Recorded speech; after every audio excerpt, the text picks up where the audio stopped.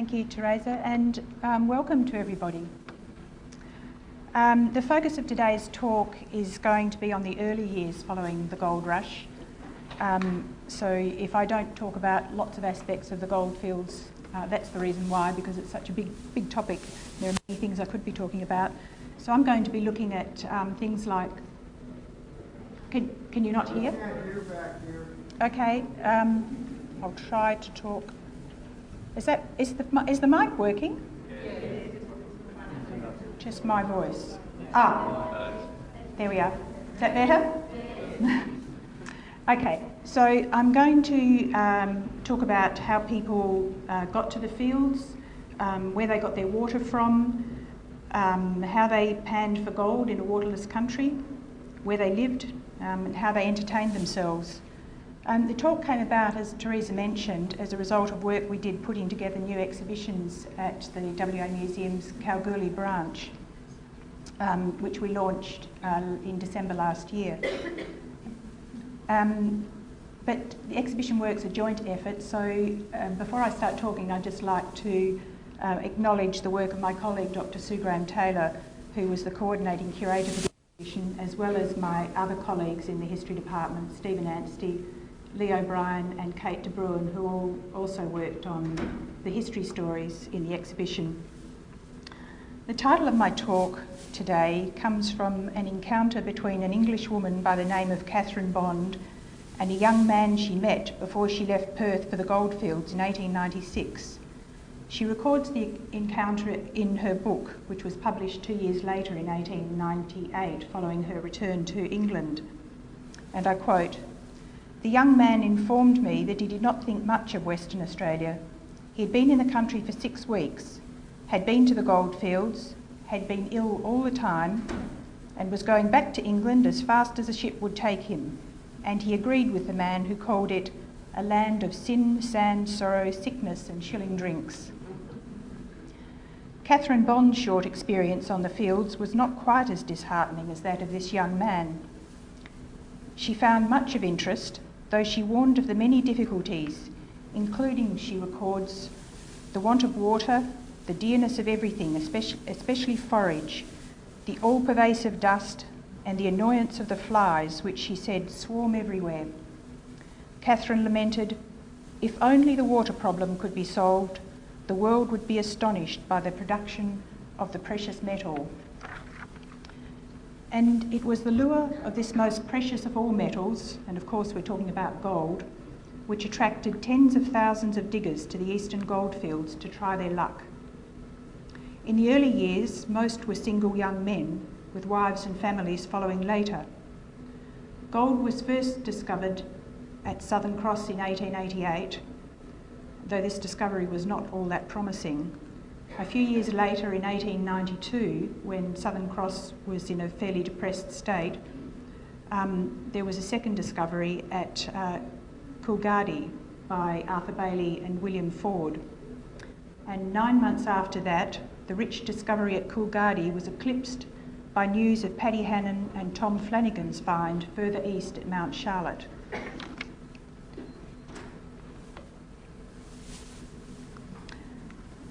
Now the rush to the fields had begun in earnest.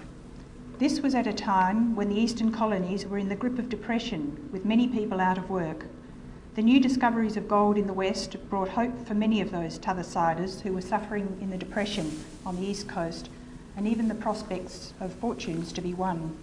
24-year-old Campbell Deland, who had moved from South Australia in 1895, wrote home to his parents describing his first impressions, and I quote, "One thing is certain, there are fortunes to be made here that would take years to make over the other side. To me, it seems as though I were in a whirl of money-making." But the obstacles were many for these newcomers, who had to travel vast distances to a place on the edge of the desert. Many came by boat and then walked from their port of arrival, which was either Fremantle, Albany or Esperance. From 1894, others went by train from Perth or Albany to Southern Cross, and then they trudged the rest of the distance. This they did until the line was extended to Kalgoorlie in 1896. Belongings were carried on wheelbarrows, bicycles, camels or horses. Hunt's track, with its string of watering points and wells, made this journey possible. This was a track made by young surveyor Charles Hunt, who had set out to find pastoral land and water supplies which had been identified in 1863 by Henry Lefroy's expedition. Between 1864 and 1866, Hunt cleared a track and dug, deepened and built a line of 26 soaks, tanks and wells. The locations of these water supplies were based on Aboriginal water sources.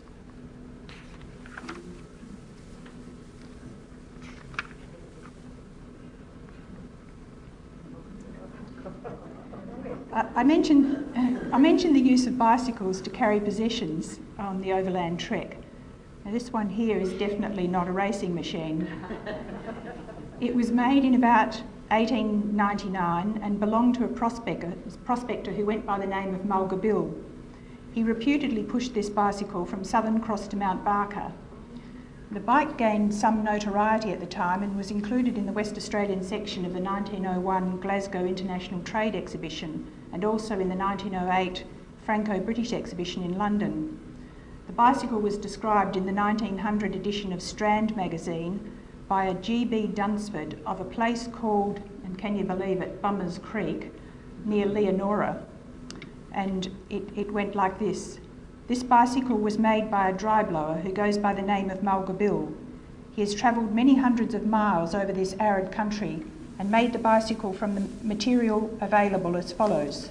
The forks are made of mulga, the wheels from old boxes, the tyres are old meat tins, the chain is made of bullock hide interlaced with spacers to catch the cogs of the sprocket, and the chain's missing now, unfortunately.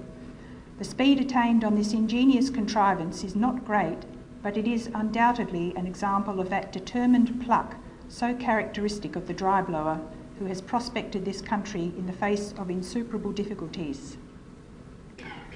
And here we have an image of that bike taken at the time, probably about 1899, in front of what we think is the State Battery.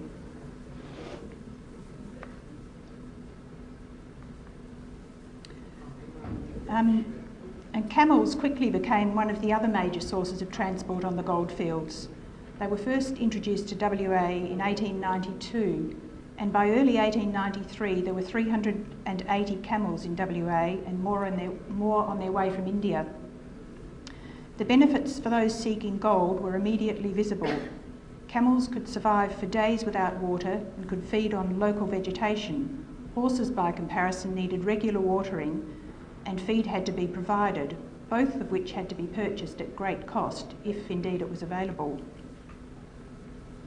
I've just got a few images of prospecting parties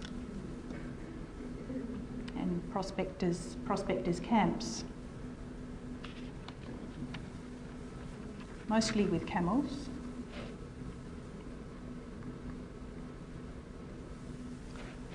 And here we see the Afghan cameleers loading camels.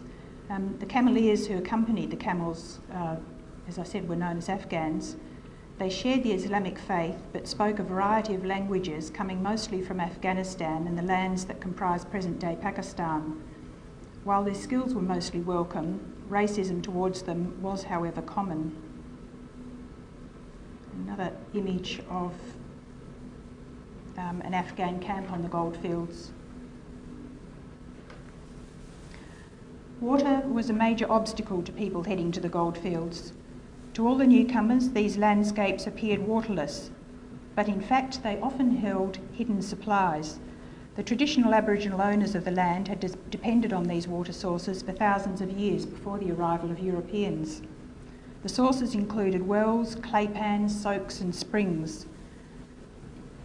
The early explorers and prospectors had little knowledge or understanding of the harsh, dry environment they faced, and they relied heavily on Aboriginal people to point them to these water supplies, sometimes forcing them to do so. One of the important hidden sources of water was the Namma hole. The word Namma is the Aboriginal name given to these deep, narrow holes commonly found in hard rock, particularly granite outcrops. These holes acted as natural water tanks, which are replenished from both underground supplies as well as runoff from rain. You can see from this image that these holes have a relatively small surface area, which helps to minimise evaporation. Another hidden source of water was the water-holding frog. This image is of the northern burrowing frog, one of several water-holding frogs from the arid areas of Australia. When the frog is in a dormant state, it forms a cocoon to store water. Aboriginal people were able to locate these frogs underground and then squeeze out the water to drink. In David Carnegie's published account, Spinifex and Sand, of the major expedition he undertook from Coolgardie to Halls Creek between 1896 and 7, he recounted a friend's story of survival, and I quote, "He was perishing from thirst, and at the last gasp he came to a clay pan, which to his despair was quite dry and baked hard by the sun.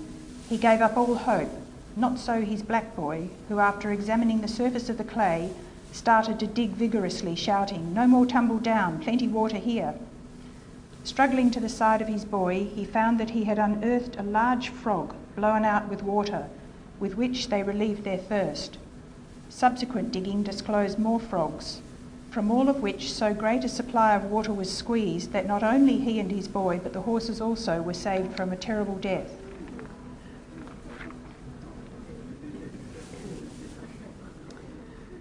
The trickle of prospectors soon became a deluge, putting immense pressure on these carefully protected and conserved watering holes, or water sources. In 1894, 25,000 men, and they were mostly men, flocked to WA. Over the next 10 years, more than 250,000 men, women and children from around the globe arrived in WA, although nearly half of these returned home. As a result of this massive influx, many of the Aboriginal watering places were either drained, destroyed or lined to create more permanent water supplies for the newcomers. Others were polluted by animals.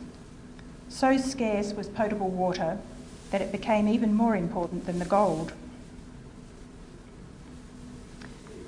Explorer and prospector David Carnegie described the impact of scarce water, and I quote, "What scenes of bitter quarrels these watering places have witnessed. The selfish striving, each to help himself, the awful sufferings of man and beast, horses and camels mad with thirst, and men cursing the country and themselves for wasting their lives and strength in it. But these water sources have witnessed many an act of kindness and self-denial too." The tent settlement at Hannons, which later became known as Kalgoorlie, initially depended on Hannons Lake for its water. This was a salt lake some distance from the field where private condensers were established, and I'll come to the story of condensers in a moment. From the salt lake, camels and horses carried water in tanks to the tent camps on the field. The supply was precarious as the numbers of men increased. In fact, so desperate was the water supply that the government warned people against making the trip to the fields. By 1894, Coolgardie's principal water source was a government bore, which was sunk to a depth of around 52 metres and producing around 3,000 to 4,000 gallons, or 14 to 18,000 kilolitres per day. A horse and whim was used to draw the water, but it was a slow process. Men queued for hours to have their water bags and buckets filled with a brackish liquid at 1 shilling a gallon, hence the reference to shilling drinks in the title of the talk.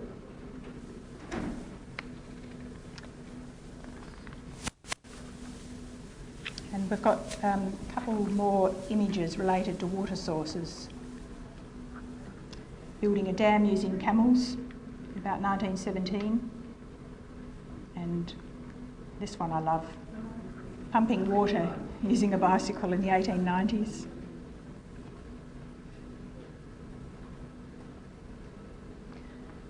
While the government built many tanks and sank wells and bores, the water was mostly salty and undrinkable. It needed purifying through a process of condensation. This was achieved with condensers. These boiled brackish water, turning it to steam. As the steam cooled, it condensed back into a liquid form and collected in a tank. This process resulted in water pure enough for drinking. Condensers came in many sizes, from small structures like the one we see in this image, which was suitable for small-scale diggings or small-scale settlements, to massive structures that served large-scale mines and populations. Many were improvised structures fashioned on the spot, and others were manufactured for sale. And I've just put in a few images of condensers. This one of camels loading water at a condenser. And a larger condenser at Hampton Plains, which was on Hunt's Track on the way to the goldfields.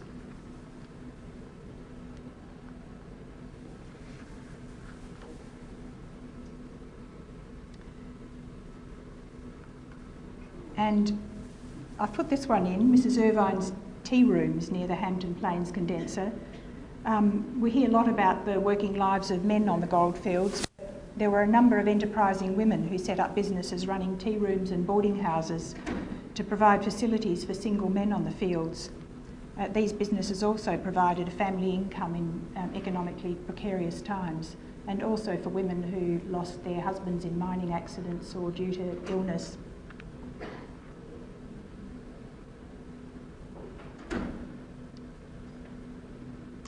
Within a short time, people recognised that there were probably better prospects in supplying water rather than toiling at prospecting.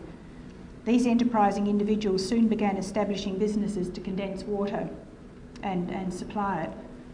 James Mcdonald was one such operator. Old Mcdonald, as he was known, had mineral leases and chose to establish a thriving business condensing water on a large block in Hannon Street. He sank a well and erected a condensing plant. Mcdonald monopolised the supply of water, charging what he liked. When he increased the price in late 1895, an angry miner attacked his condenser with a pick one night, spilling about 1,000 gallons. The precious water was not wasted, however. It was reported at the time that men, I quote, "men lay down in the mud and lapped like dogs." The next day, in typical goldfield style, almost every man who had benefited paid for his water. By 1895, it was clear that the problem of supplying water to the growing population on the goldfields required a radical solution. It took the brilliant mind of Engineer-in-Chief Charles Yelverton O'Connor to come up with a solution. Following investigations, designs and costings, he proposed pumping water more than 500 kilometres from Mundaring on the Helena River outside Perth to the goldfields. Many thought the idea was madness. The cost was equal to the colony's entire annual budget. It involved lifting water 390 metres over the Darling Escarpment. However, O'Connor's credentials, together with the political skills and determination of Premier Sir John Forrest, laid the basis for success. Work began in 1898, and the Goldfields Water Supply Scheme was officially opened on the 22nd of January 1903 at Coolgardie and then at Mount Charlotte in Kalgoorlie. Tragically, the constant criticism and attack that O'Connor endured caused him to take his own life on the 10th of March 1902. This was just 1 year short of water arriving in Kalgoorlie.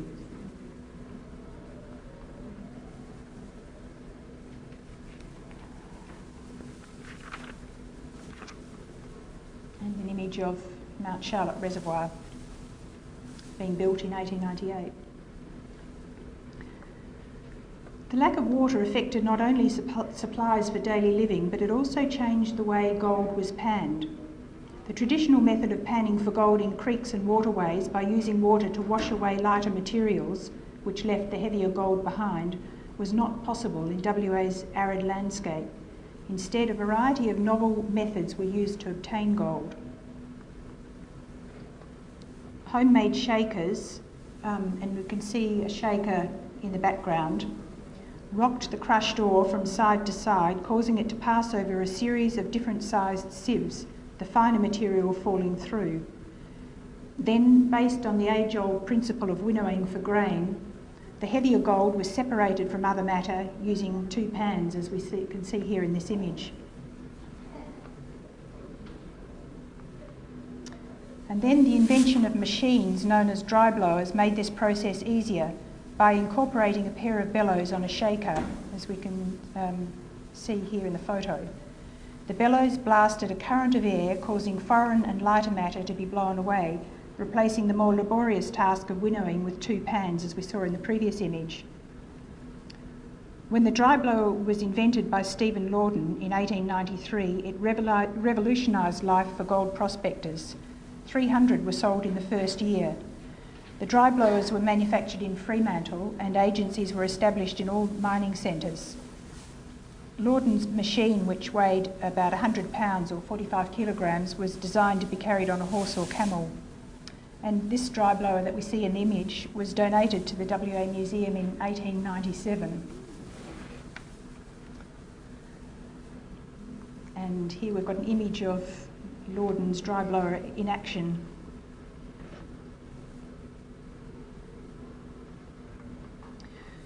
As mining went below ground, a windlass or winding device was used for hauling ore up the shaft. This device could be manufactured easily by prospectors using bush timber for the winding barrel and the frame, and a few basic blacksmithing skills for the iron handle. The ore was lifted to the surface in a bucket or a kibble. This method of lifting ore was limited, however, to relatively shallow depths and light loads, and it was for this reason that the big mining companies began to edge out the smaller miners. From 1894, the discovery of the boulder lodes, or veins of ore, and other lodes within a mile radius indicated the complexity and richness of what came to be known as the Golden Mile. Small groups of prospectors and miners no longer had the resources to follow these deep leads. Steam engines were needed to pump the water from deep underground, and also to run the stamper batteries used for crushing the ore. Supported by overseas capital, the gold mining industry expanded rapidly. In the 3 years from 1894 to 1896, a total of 960 new mining and prospecting companies were floated on the London Stock Exchange. Many of the smaller companies amalgamated, and by 1900, British shareholders held 22 of WA's biggest and most lucrative mines, and possibly 100 of the smaller ones. I'm not going to go into company mining in any detail because that's another big topic that deserves a separate talk. I want to talk a little bit about the impact of mining on the landscape. The development of the goldfields created an enormous appetite for timber. The rapidly growing population soon began to wreak havoc on the environment. At first, the timber was cut for domestic use and to fuel the condensers supplying fresh water. However, these needs were nothing compared to those of the big mining companies. Vast quantities of timber were needed. It was used as props to support the ever-growing number of underground shafts. It was used to power the steam-driven winders that hauled the gold-bearing ore to the surface, and it was also used to feed the sulphide roasters, which processed the ore. There's a fabulous image of one of the timber trains. By 1900, the timber around Kalgoorlie had been cut out. Timber companies moved to hauling huge daily tonnages across a vast network of rail lines. These networks radiated out from the Golden Mile and were known as the wood lines. They formed one of the largest rail systems in the country.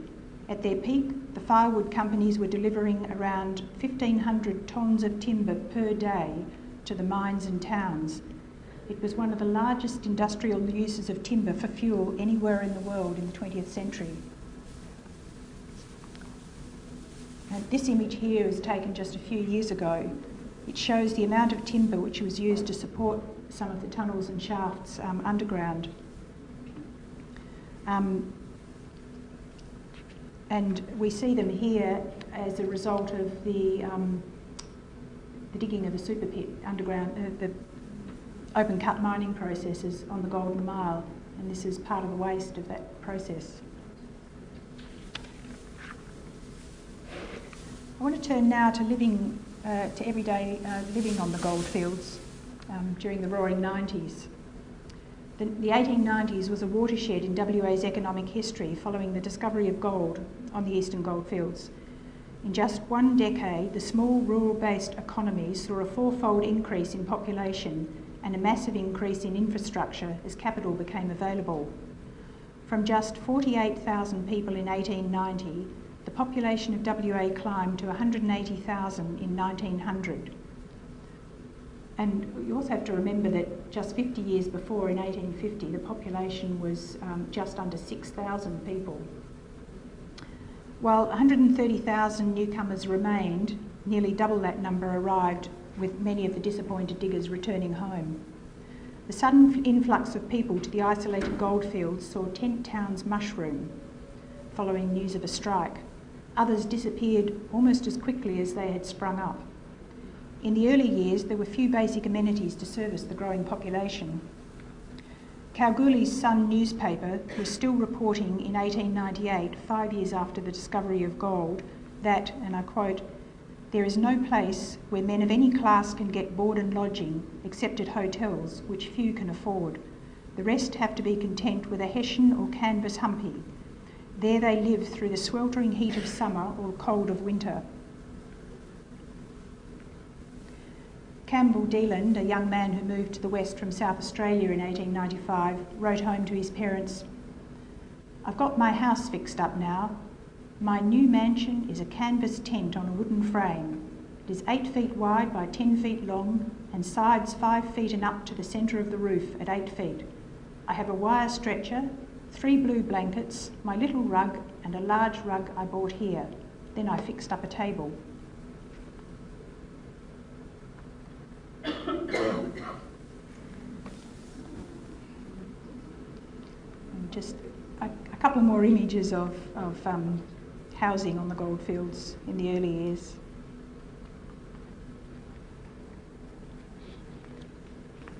This one with transport at hand.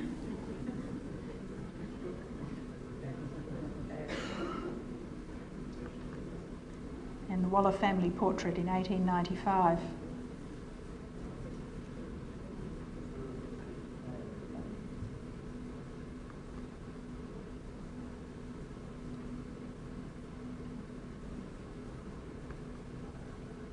First Post and Telegraph Office at Hannon's in 1894.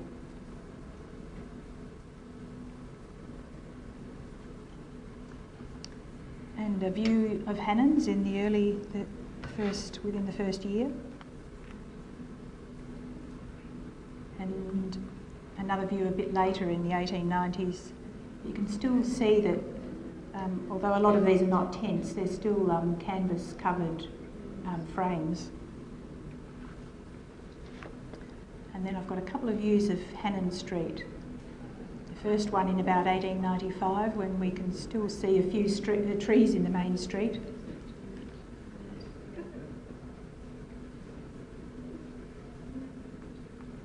And the second about 15 years later in 1910. And we've got a thriving metropolis.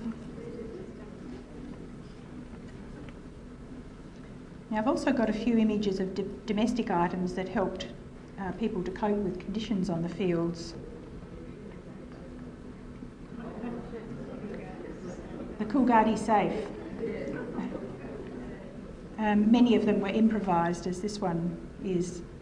The Coolgardie Safe, most people probably know, but for those who don't know, I'll explain how it worked. It was invented on the WA goldfields in the 1890s to keep food fresh from the searing heat of summer. Arthur Patrick McCormick, a Coolgardie contractor, noticed that a wet bag placed over a bottle cooled its contents. He also noticed that if the bottle was placed in a breeze, the bag would dry out more quickly, but the bottle would also get colder. What McCormick had discovered was the principle of evaporation. Using this principle, McCormack designed a hessian-covered open box with a metal tray on top into which he poured water twice a day. Flannel strips were hung from the tray at the top and over the sides of the safe, allowing the water to travel down the strips, wetting the hessian. And when this whole contraption was placed in a breezeway, the water evaporated, cooling the air and the food inside. usually the Coolgardie Safe sat in a tray of water to keep out the ants. And here we've got a commercially produced version of the Coolgardie Safe.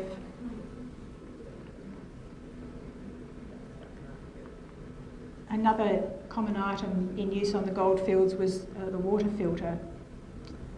They were very popular. People buying them in the hope that they would get water that was pure enough for drinking. But unfortunately, they were ineffective against disease.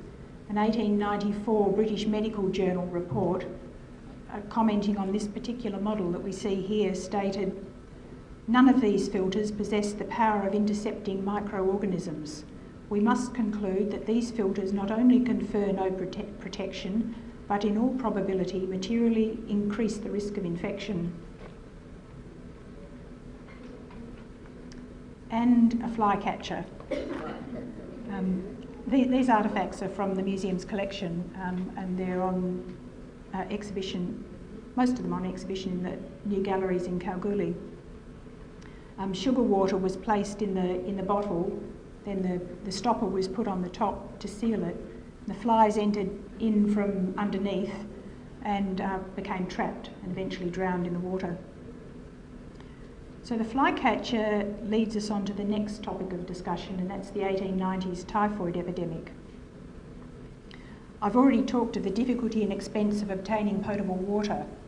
If water for drinking was scarce and expensive, water for washing, either body or clothing, was a rare luxury, usually beyond the reach of most in the early years. During the 1890s, typhoid fever reached epidemic proportions. Typhoid is an infectious food and waterborne disease and is linked to poor sanitation, often combined with overcrowding. On the goldfields, as mentioned earlier, the sudden influx of thousands of people resulted in instant crowded tent towns. With unsanitary conditions and a limited fouled water supply, combined with only basic health amenities, these circumstances provided ideal conditions for the spread of typhoid. Its greatest impact was during the long hot summer months. In 1895, Kalgoorlie's Progress Committee sent an urgent telegram to the Premier which went like this: "Health of town most unsatisfactory, fever spreading, deaths daily and business threatened. No sanitary measures enforced or enforceable." Raymond Radcliffe, writing of his visit to Kalgoorlie in 1896, said, "The combination of camels, Afghans, half-empty tins and a mining camp of 10,000 people innocent of sewers or dust carts forms a unique smell. Someday this will be altered when a few more people die of typhoid." In the early years of the epidemic, up to 20% of mostly healthy young men died. Nearly 2,000 people in WA were officially recorded as dying of the disease, though the actual number was far greater. Most deaths occurred on the goldfields. An estimated 10 times more people suffered from the disease. The 1890s epidemic was the largest episode of epidemic typhoid in Australia's history. A gradual decline in cases saw a return to endemic or regular levels by 1910. The risk of death from typhoid was compounded by a lack of hospitals and also a lack of nurses on the goldfields. When the extent of the emergency was recognised, the government provided tents for emergency hospitals, many of which became government or government-assisted hospitals. The Hannon's Herald reported on the 14th of September 1895 that, "Here we can get no better accommodation than a collection of Hessian tents, unsightly enough to make the heart of a patient fail him as he enters the portals of the ward." Nurses soon became very central to survival on the goldfields. They worked extremely long hours in very difficult conditions. The treatment of typhoid at the time required constant vigilance, especially during the long hours of delirium. Many nurses worked themselves to exhaustion, and some contracted typhoid and some even died from typhoid. At the time of the typhoid outbreak, there was no training school for nurses in WA. The first relief nursing was provided by the Wesleyan Sisters of the People, with most of these nurses being recruited from South Australia and Victoria. They were followed by the Sisters of St John of God from Ireland, who also established hospitals, and also the Salvation Army, which provided much needed aid to the sick under the direction of doctors. And the main ward at the government hospital.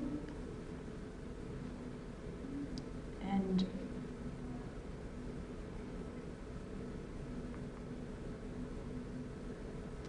the dining hall at White Feather Hospital. White Feather later was known as Kanowna. Now, what about the sin in the title of today's talk? Sin, sand, sorrow, sickness and shilling drinks.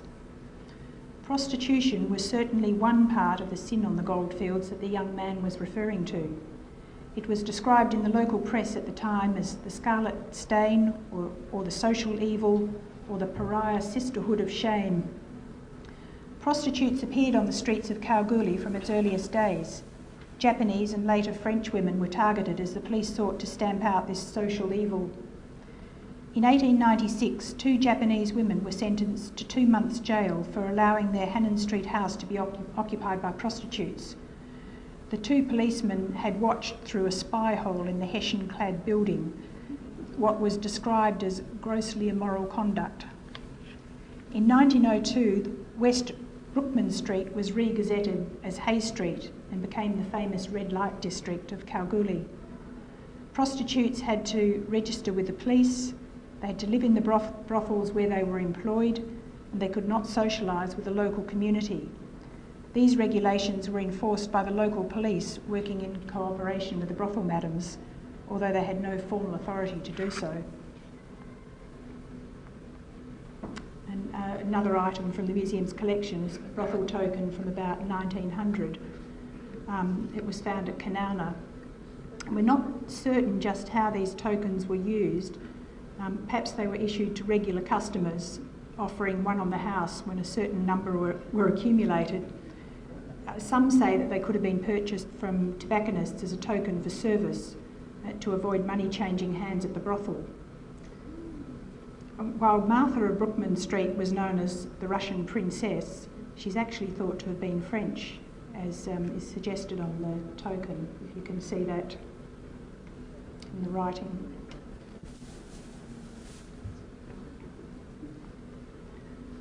As the goldfields population grew, health authorities became increasingly concerned about the spread of venereal disease, which was known as the Red Plague. So-called cures, such as Clark's pills that we can see here, were available from chemists. The manufacturer of these pills claims that this remedy was a warranted cure for gonorrhea, whether acquired or constitutional. Now, one of my colleagues in the history department who was writing the text label for the exhibition for this was trying to work out what B41 meant. He figured that it must have had some significance, and he kept sort of mulling it over in his mind and saying B41, and then he worked out that it was probably before 1, perhaps implying that these pills worked as a prevention against infection. Prostitution has been part of Kalgoorlie's history since the early days of the gold rush. However, it was not until 1995 that prostitutes were allowed to live in private accommodation and be part of the community. Prior to that, the restrictions which I mentioned earlier remained in force. Ironically, the brothels in Kalgoorlie today have become an important part of the local tourist economy, with new-look brothels offering daytime tours before the evening's business begins. One of the other sins was gambling. Illicit games of chance flourished on the goldfields from the earliest days. For some, it was a moral issue, with goldfields churches calling it an evil that had to be eliminated. One of the most famous goldfields gambling practices was two-up. However, this was given more tolerance than some of the other illegal games of chance. The Kalgoorlie police occasionally raided two-up schools and made arrests, but the game was increasingly seen as a Kalgoorlie institution. On Sunday afternoons in 1914, for example, it was reported that around 400 to 500 men and youths were reported to be playing two-up, with around £500 changing hands, which was a substantial amount of money at the time. Now, we weren't able to locate any early images of the two-up school, but we've got a recent image that gives you, if you haven't seen the two-up school in Kalgoorlie, it gives you an idea of what it looked like.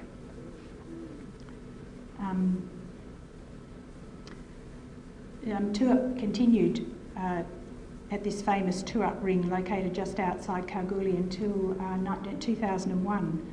Gaming legislation now allows this Kalgoorlie institution to be part of major events in the town, such as the annual race round. And the central part of two-up, a two-up kip and coin. The two-up involved, for those that don't know, involved a designated spinner throwing two coins in the air and bets being placed on the showing of two heads or two tails. Traditionally, 2 pennies are placed with both tails facing upwards on the kip. The kip's the small flat board. Once all the bets are completed, the spinner tosses the coin by quickly raising the kip and twisting the wrist to ensure that the coins actually spin in flight. Little is known about this set that we see here, which includes a counterfeit double-headed penny. What is certain is that the owner maximised his chances of a win. I'm going to finish up today by showing a selection of photographs of some of the early recreational and sporting pursuits that flourished on the goldfields. In spite of the many hardships, or perhaps because of them, a strong sense of community developed from very early on. Recreational pursuits were a key to building this sense of community. Sporting clubs of all kinds soon offered residents the opportunity to relax, to socialise and to get fit.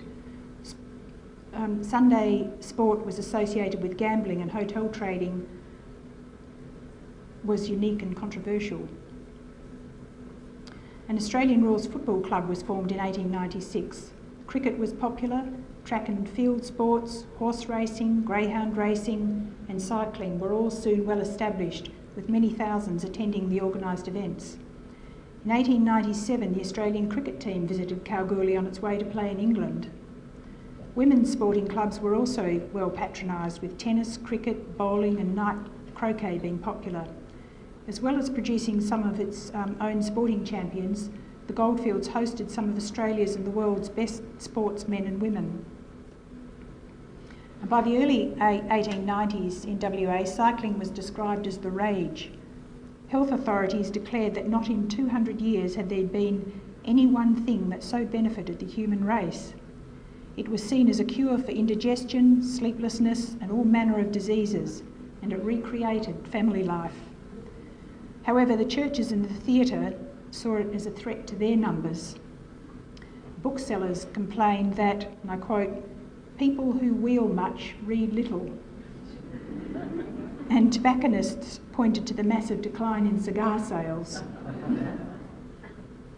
And the image shown here is of Arthur Warren and Robert Lenny on their goldfields in 1897 during their attempt to break the Perth to Sydney cycling record. And I've also included this photograph of a woman riding a bicycle. Most of it, there's lots of images of people on bicycles, but they're almost always of men. Cycling was so popular that cycle tracks or pads crisscrossed the goldfields. And they were called pads because they were often the pads formed by camels. When horses became more popular, there were constant complaints in the local papers about the damage these hoofed animals were doing to the cycling tracks. And adapting to the environment.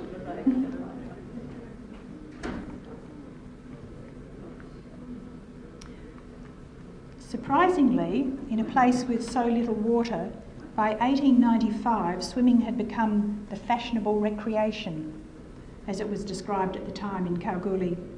In February 1897, champion swimmer Ernest Cavill started Kalgoorlie's first swimming baths after securing 15,000 gallons of water per day from Hannon's proprietary mine. Just a few years later, the new municipal baths were opened in December 1900. At first, swimming trunks for men were banned. and men and women swam separately. However, bathing costumes later became compulsory.